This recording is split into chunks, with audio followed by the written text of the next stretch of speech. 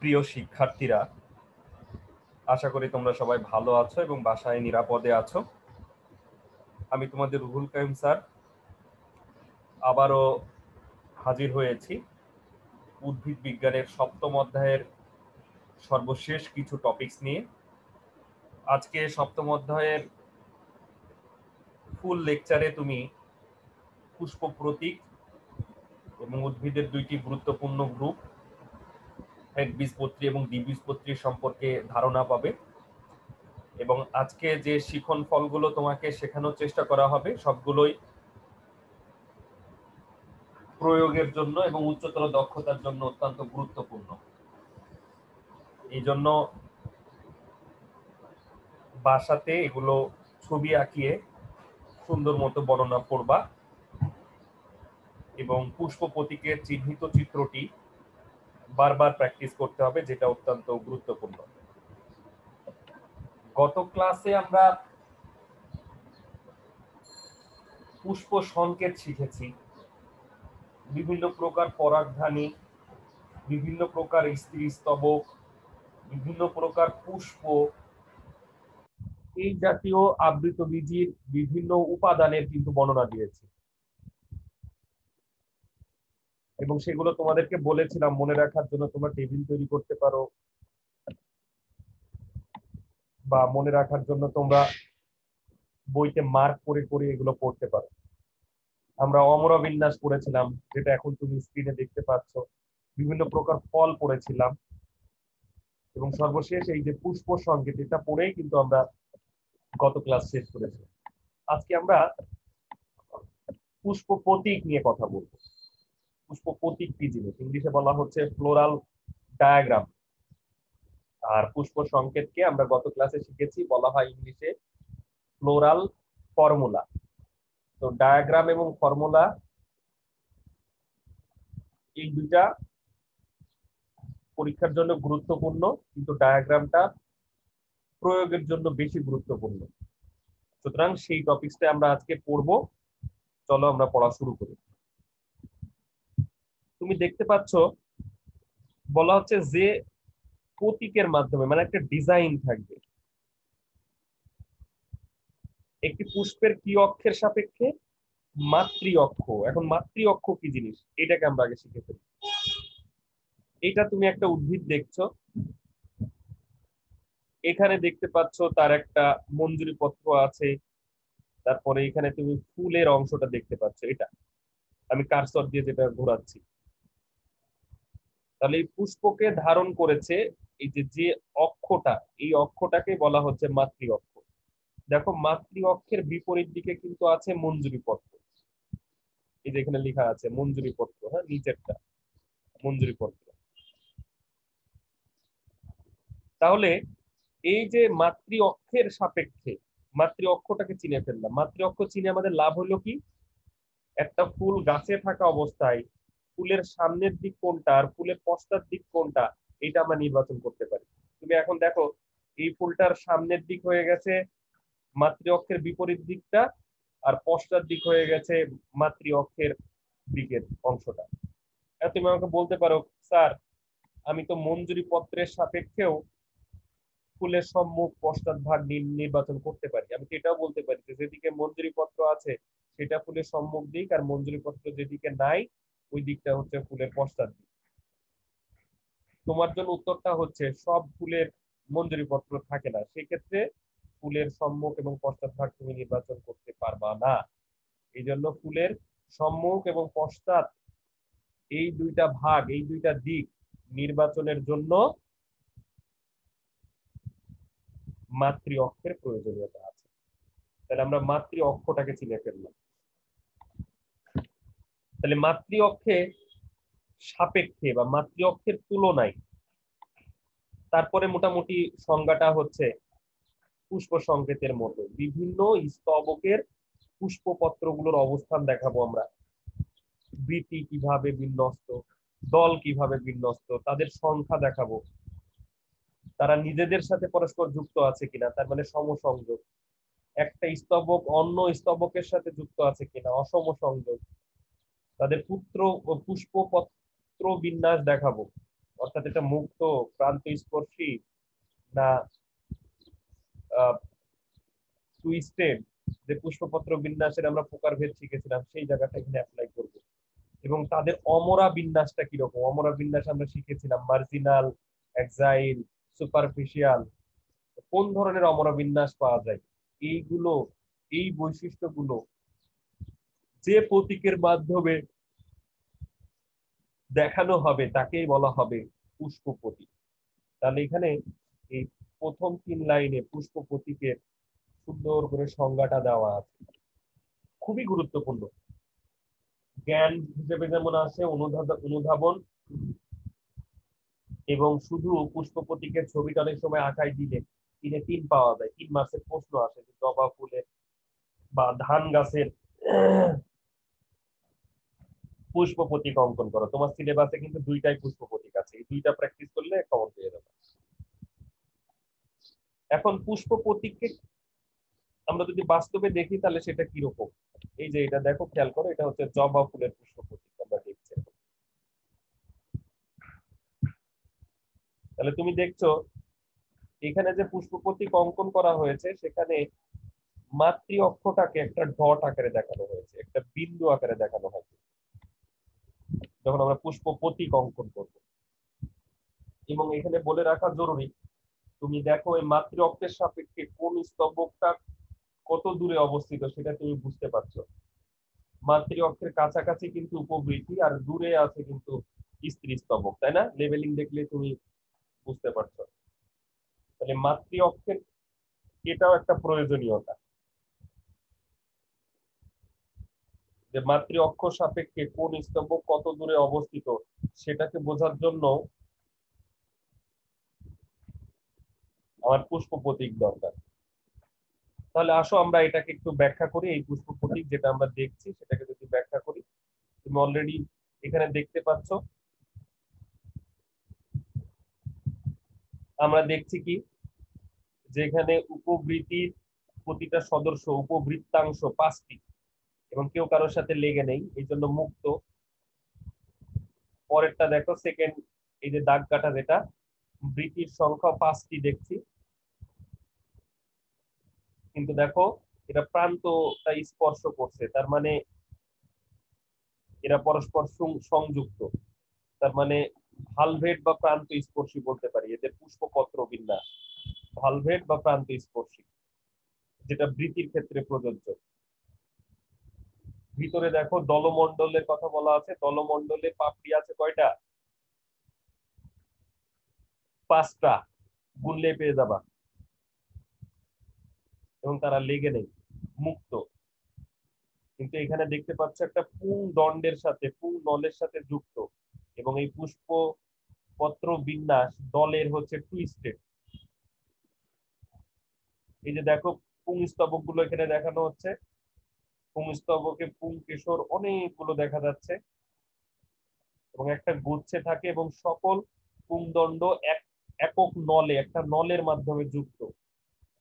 কিন্তু এই যে পরাগধানীটা মুক্ত। ভিতরে দেখো এটা হচ্ছে স্ত্রী স্তবক, স্ত্রী স্তবকে যে কার্পেল, এই যে এরকম দেখো, এই গর্ভপত্রের সংখ্যা হচ্ছে 5টি, এবং তারা পরস্পরের সাথে লেগে আছে, মানে সংযুক্ত। গর্ভাশয় 5 প্রকোষ্ঠ বিশিষ্ট, গর্ভপত্র 5টি থাকে। এবং এই অমরা বিন্যাস যেটা দেখছো সাদা ভিতরে যে গঠনটা, এই অমরা বিন্যাসটা কিন্তু অক্ষীয়, এবং ফুলটাকে দেখো একের অধিক সমান সংখ্যক ভাগে ভাগ করা যায়, এই জন্য ফুলটি বহু প্রতিসম। এবং ফুলে পুংস্তবক স্ত্রী স্তবক উভয়ই বিদ্যমান বিধায় ফুলটাকে আমরা উভয় লিঙ্গি ফুল বলতে পারি। তাহলে দেখো প্রিয় শিক্ষার্থীরা, আমরা কত সহজে এই পুষ্প প্রতীকটি ব্যাখ্যা করে ফেললাম। এই ব্যাখ্যাটি তোমার লাগবে, এই ব্যাখ্যাটি তোমার জন্য জরুরি। আশা করছি বুঝতে পেরেছো। আমরা আর একটা পুষ্প প্রতীকের ব্যাখ্যা দেখি, আমরা একবীজপত্রী একটা পুষ্প প্রতীকের ব্যাখ্যা দেখি। আমি একটু নিচের দিকে যাচ্ছি, দেখো এখানে একটা পুষ্প প্রতীক দেওয়া হচ্ছে, এটা একবীজপত্রী ধান উদ্ভিদের পুষ্প প্রতীক। তুমি এখানে দেখতে পাচ্ছ মাতৃ অক্ষ আছে এবং এখানে প্যালিয়া এবং লেমা দুইটা গঠন দেখতে পাচ্ছ, যে যাদেরকে আমরা বলি হচ্ছে গ্লুম।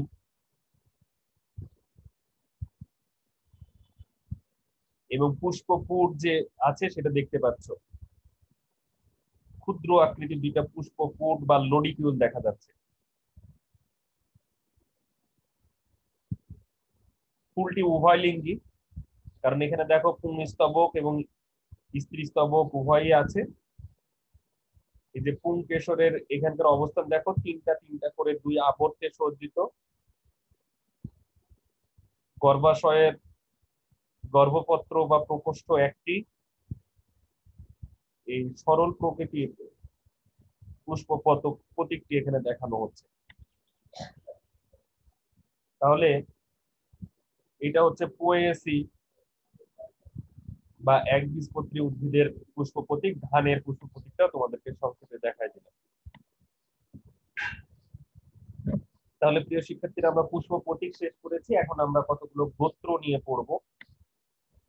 আবৃতবীজী অনেকগুলো গোত্রের মধ্যে তোমাদের দুইটি গোত্রকে এখানে বর্ণনা করা হয়েছে। একটা হচ্ছে একবীজপত্রী, যে সকল আবৃত বীজী উদ্ভিদের বীজে একটিমাত্র বীজপত্র থাকে তাদেরকে একবীজপত্রী উদ্ভিদ বলা হয়।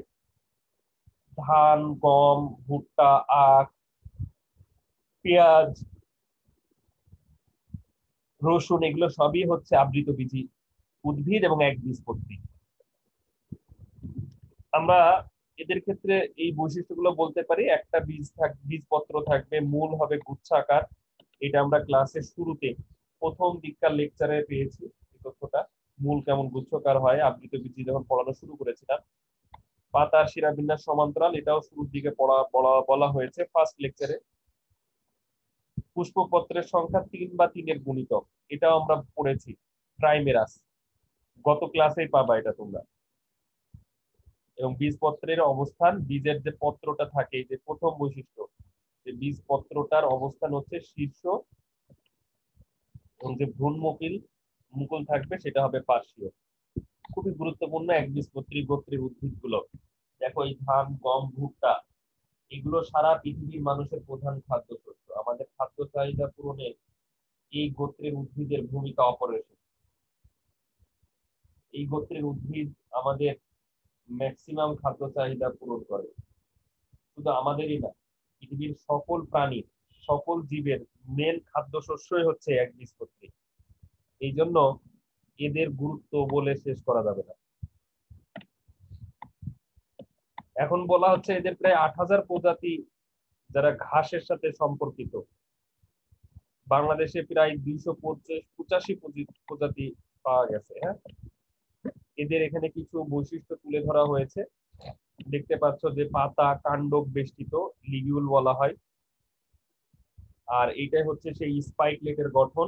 এই যে ব্লুম 1-2 আমরা প্রথম ক্লাসে শিখেছিলাম, ব্লুম 1-2 কক্ষে কোনো ফুল নেই, শূন্য ব্লুম। এই যে ব্লুম 3-এর কক্ষে পুষ্প আছে। ব্লুম 3-এর ভিতরে আবার এই যে ব্লুম 4 আছে প্যালিয়া, ব্লুম 3 কে বলা হচ্ছে লেমা। দেখতে পাচ্ছ তোমরা।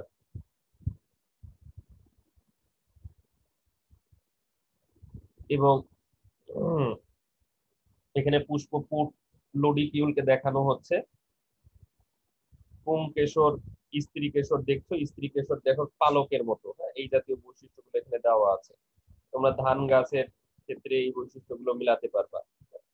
এছাড়া বলা আছে ফল ক্যারিঅপসিস। ক্যারিঅপসিস ফল কি, গত ক্লাসটা খেয়াল করো, ওখানে বর্ণনা দেওয়া আছে।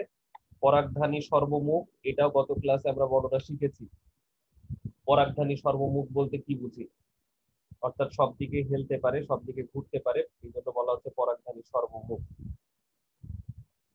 পরেরটা দেখো, পুষ্প বিন্যাস মঞ্জুরি হচ্ছে স্পাইকলেট। স্পাইকলেটের গঠনও আমরা গত ক্লাসে না, প্রথম ক্লাসে আমরা এটা শিখেছি, প্রথম ক্লাসে পাবা। ওই যে 4টা শূন্য ব্লুম থাকে, যেটা নিয়ে একটু আগেই বললাম।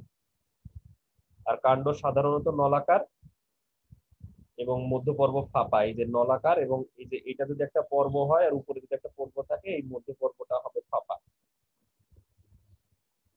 আমাদের এই জায়গাটাই বাকি বৈশিষ্ট্যগুলো তুমি রিডিং করে ফেলবা। সব বৈশিষ্ট্যগুলো আমি দেখিয়ে দিয়েছি, বাসার একবার রিডিং করবা। আর এখানে যে ব্যাখ্যা দেওয়া আছে সেগুলো রিডিং করে দেখতে পারো। এই অর্থনৈতিক গুরুত্বটা, গুরুত্বপূর্ণ কয়েকটি উদ্ভিদের যে বর্ণনা দেওয়া আছে, এখানে সাইন্টিফিক নেম গুলো শিখে ফেলতে হবে। ব্যাম্বোসা ব্যাম্বোস, অরাইজা স্যাটিভা, জিয়ামাইস, এরকম যেগুলো বৈজ্ঞানিক নাম দেওয়া আছে তুমি অর্থনৈতিক গুরুত্ব এমনিই পারো। বাঁশের অর্থনৈতিক গুরুত্ব, ধান গাছের অর্থনৈতিক গুরুত্ব, পেঁয়াজের অর্থনৈতিক গুরুত্ব, গমের অর্থনৈতিক গুরুত্ব, এগুলো কে না বা জানে। এগুলো আলাদাভাবে তোমাকে পড়ে যে পরীক্ষায় লিখতে হবে এরকম না, কিন্তু বৈজ্ঞানিক নামটা খুব জরুরি। বৈজ্ঞানিক নামের লাস্টে যে বিজ্ঞানীর নাম দেওয়া আছে এটা লাগবে না, শুধু জেনাস আর স্পিসিস নাম শিখলেই হবে, লাইক অরাইজা স্যাটিভা, এইভাবে শিখলেই হবে, ঠিক আছে। পরবর্তীতে বিজ্ঞানীর যে নাম দেওয়া আছে শর্ট ফর্মে লাগবে না। এই যে দেখো এখানে প্রায় 10টা উদ্ভিদের বৈজ্ঞানিক নাম দেওয়া আছে। এই বৈজ্ঞানিক নামগুলো যদি তুমি শিখে ফেলো দুইটা জায়গায় তোমার উপকার হবে। প্রথমত হচ্ছে তুমি অ্যাডমিশনে এই নামগুলো লাগে, সেটার জন্য এখনই প্রস্তুত হয়ে গেলা। উদ্দীপকে যে কোনো এমসিকিউতে যদি দেয় তুমি অ্যান্সার করতে পারবা। এছাড়াও 4 মার্চের যে প্রশ্ন আসে একবীজপত্রীর অর্থনৈতিক গুরুত্ব, বা উদ্দীপক এমন একটা বৈশিষ্ট্য দিবে সেটা দেখে তুমি বুঝবা যে এটা একবীজপত্রী উদ্ভিদ, সেক্ষেত্রে তোমার এই অর্থনৈতিক গুরুত্বকে বিশ্লেষণ করতে হলে কিছু বৈজ্ঞানিক নামও অ্যাড করতে হয়। সেই বৈজ্ঞানিক নামগুলো অ্যাড করতে করলে মার্কসটা বেড়ে যায়। এই জন্য তোমাদেরকে এই নামগুলোকে একটু শিখতে বলছি। খুব কঠিন কিছু না, 2-3 বার প্র্যাকটিস করলেই পেরে যাবা। আর পুরো অর্থনৈতিক গুরুত্বটা গুছিয়ে নিচে এখানে দেওয়া আছে। তোমরা যদি মনে করো আবুল হাসান স্যারের বইয়ের হেল্প, এই আবুল হাসান স্যারের বইয়ের পাশাপাশি আব্দুল আলিম স্যারের বইটাও কাছে রাখবা, তাহলে আরো ভালো হবে। দুইটা মিলিয়ে এই জায়গাটা সুন্দর করে নোট ডাউন করে ফেলতে পারো। খুব সুন্দর করে এখানে বর্ণনা দেওয়া আছে। আসা যাক দ্বিবীজপত্রী উদ্ভিদের গোত্র পরিচিতি। আমরা এই একবীজপত্রী উদ্ভিদের যে গোত্র পরিচিতিটা আলোচনা করলাম, এখানে একবীজপত্রী উদ্ভিদের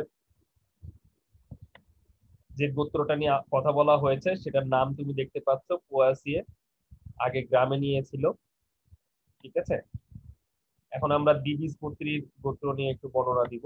মালভেসি, এটা প্র্যাকটিক্যালের জন্য খুব জরুরি। প্র্যাকটিক্যালে তোমাকে দেখানো হবে আগের মতোই বীজের 2টা বীজপত্র থাকবে, ওখানে একটা ছিল ওটা ছিল গুচ্ছমূল, এটা হচ্ছে প্রধান মূল। ওখানে পাতার শিরাবিন্যাস ছিল সমান্তরাল, এখানে হচ্ছে জালিকাকার। ওখানে ছিল ট্রাইমেরাস, বা এখানে হচ্ছে টেট্রামেরাস বা পেন্টামেরাস, হ্যাঁ ওখানে ছিল ট্রাইমেরাস, ঠিক আছে। বীজপত্রের অবস্থান পার্শ্বীয়, ওখানে শীর্ষক, ভ্রূণমুকুল হচ্ছে শীর্ষক, উল্টাই গেছে। তাহলে তুমি এই এক বীজপত্রী আর দ্বিবীজপত্রীর এই বৈশিষ্ট্যগুলোর মধ্যে 5টা বৈশিষ্ট্যের মধ্যে কিন্তু তুলনা করতে পারবা। সেই তুলনামূলক বিশ্লেষণ বা তুলনামূলক পর্যালোচনা কিন্তু পরীক্ষার জন্য গুরুত্বপূর্ণ। এখানে আরো বৈশিষ্ট্যগুলো দেখতে পাচ্ছ, দেখবা যে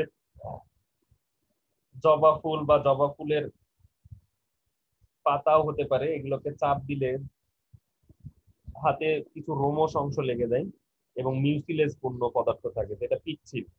তোমরা যারা জবা ফুল হাত দিয়ে নেড়েছো তারা বুঝতে পারছো আমার কথাটা।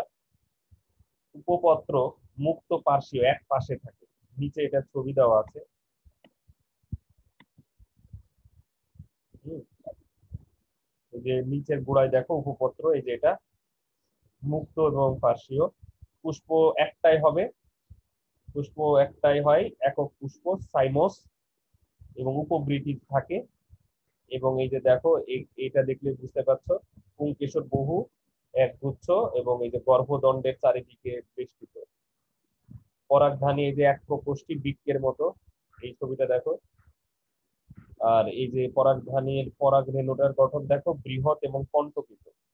আর এই যে অমরা বিন্যাস এটা দেখানো হচ্ছে, এটা হচ্ছে অক্ষীয় প্রকৃতি। এই ধরনের অমরা বিন্যাসের ছবি কিন্তু আমরা দেখেছিলাম। তাহলে মালভেসির অন্যান্য বৈশিষ্ট্যগুলো তুমি এখান থেকে সুন্দর মতো পড়ে ফেলতে পারবা। এবং মালভেসির প্রধান অর্থনৈতিক গুরুত্ব হচ্ছে এটা সৌন্দর্য বর্ধনে, ঘর সাজাতে, ঔষধি গুণাবলী আছে। কিছু কিছু আছে বস্ত্র তৈরি হয়, এই যে কার্পাস তুলা, কেনাপ মেস্তা পাট বা মেস্তা পাট। কিছু আছে তোমার ঔষধি গুণাবলী, এই যে ঢেঁড়স আছে, স্থলপদ্ম আছে, তুমি এগুলো যদি একটু পড়ো, এখানে অল্প কয়েকটা বৈজ্ঞানিক নাম দেওয়া আছে 6টার মতো। তাহলে এই বৈজ্ঞানিক নামগুলো খুব জরুরি এবং কার কি গুরুত্ব সেটা সম্পর্কে জানতে হবে। সুতরাং 4 মার্চের জন্য এই অর্থনৈতিক গুরুত্বটাও শিখে ফেলবা। এখানে সুন্দর করে 4 লাইনের ভিতরে অর্থনৈতিক গুরুত্বটা সহজভাবে সাবলীল ভাবে উপস্থাপন করা হয়েছে। তুমি যদি একটু দেখো তাহলে দেখবা যে তোমার জন্য এটা সহজ হয়ে গেছে। তাহলে প্রিয় শিক্ষার্থীরা, আমরা পুরো চ্যাপ্টারটা শেষ করলাম, আমাদের আর পড়াতে কিছু বাকি নেই। আমরা সার্বিক বিষয় নিয়ে আলোচনা করে ফেলেছি 7ম অধ্যায়ে। আমরা পরবর্তীতে নতুন অধ্যায় শুরু করব। এটা তোমার প্র্যাকটিক্যালের অংশ। প্র্যাকটিক্যালে ঠিক এইভাবেই তোমাকে এটা লিখতে হবে। আমরা যখন আবার প্র্যাকটিক্যাল শুরু করতে পারবো তখন এই ছবিগুলো আঁকাতে হবে, কিন্তু তোমাদের কাছে অনুরোধ থাকবে বাসাতে যখন প্র্যাকটিস করবা তখন অবশ্যই এই অধ্যায়ের পুষ্প প্রতীকের ছবিটা আঁকাবা। মালভেসি এবং পোয়েসি, অর্থাৎ একবীজপত্রী দ্বিবীজপত্রীর মধ্যে জবা ফুল এবং ধান গাছের যে পুষ্প প্রতীক আজকে শিখাইলাম, এটার অবশ্যই ছবি আঁকাবা। পুষ্প সংকেত গুলো বারবার লিখবা। এর আগের ক্লাসে পুষ্প সংকেত শিখিয়েছি। আর ছবি আঁকানোর মতো কোনো বিষয় এখানে নাই। অমরা বিন্যাসের যদি ছবিগুলো প্র্যাকটিস করো ভালো, যদি মনে করো না আমি টেবিল করে ছক করে পড়ে ফেলবো, গত ক্লাসে বলেছিলাম পড়তে পারো। পুষ্পপত্র বিন্যাস, অমর বিন্যাস, বিভিন্ন প্রকার ফল বা আনুষঙ্গিক যা বর্ণনা দেওয়া আছে সবই হচ্ছে তোমার মোটামুটি ধরে নিতে পারো জ্ঞান অনুধাবনের জন্য খুবই জরুরি। আর সাথে প্রয়োগের জন্য অমরা বিন্যাসটা ভালো করে পড়তে পারো, অমরা বিন্যাস। ঠিক আছে? আর আজকে যে টপিক গুলো পড়াইলাম সেগুলো সবই কিন্তু প্রয়োগ এবং উচ্চতর দক্ষতার জন্য অত্যন্ত গুরুত্বপূর্ণ। বিগত 3 বছরের বোর্ডে এই আজকের ক্লাসের উপরেই যে যে বিষয়গুলো উপস্থাপন করলাম এইগুলো দিয়েই বেশি প্রশ্ন আসে। সুতরাং তোমাদের কাছে অনুরোধ থাকবে বাসায় সুন্দর করে ধরে ধরে এইগুলো পড়ে ফেলো। কোনো প্রশ্ন থাকলে আমাকে সেই প্রশ্নগুলো পাঠিয়ে দিও মেসেঞ্জারে অথবা কমেন্টস বক্সে কমেন্টস করতে পারো।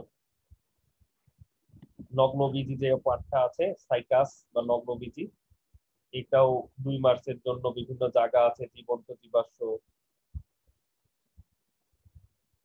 তারপরে পোরালয়েড মূল, তারপরে এর বৈশিষ্ট্যগুলো, পাম ফান্ড, প্রথম লেকচারে এগুলো আলোচনা করা হয়েছিল। নগ্নবীজির একটাই লেকচার ছিল, ওই নগ্নবীজির একটা লেকচারে আলোচনা করা হয়েছিল। আশা করছি সেখান থেকে পড়ে ফেলবে। গ্রুপে যেহেতু সব ক্লাসগুলোই দেওয়া আছে, তোমাদের কাজ হচ্ছে গ্রুপের হেল্প নিয়ে বাকি অংশগুলো সুন্দর মতো করে ভিডিওগুলো বারবার দেখা, প্রয়োজনে তুমি ডাউনলোড করেও রাখতে পারো। তাহলে আজকে এই পর্যন্তই। সবাই ভালো থেকো। আশা করছি আগামী ক্লাসের নতুন টপিকস নিয়ে, নতুন অধ্যায় নিয়ে, আমাদের সামনে 8ম অধ্যায় আছে, আবার আমরা 10ম অধ্যায় অলরেডি শিখে ফেলেছি। তো আশা করছি নতুন অধ্যায় নিয়ে তোমাদের সাথে আবার কথা কথা হবে। ভালো থেকো, সবাইকে শুভ অপরাহ্ন।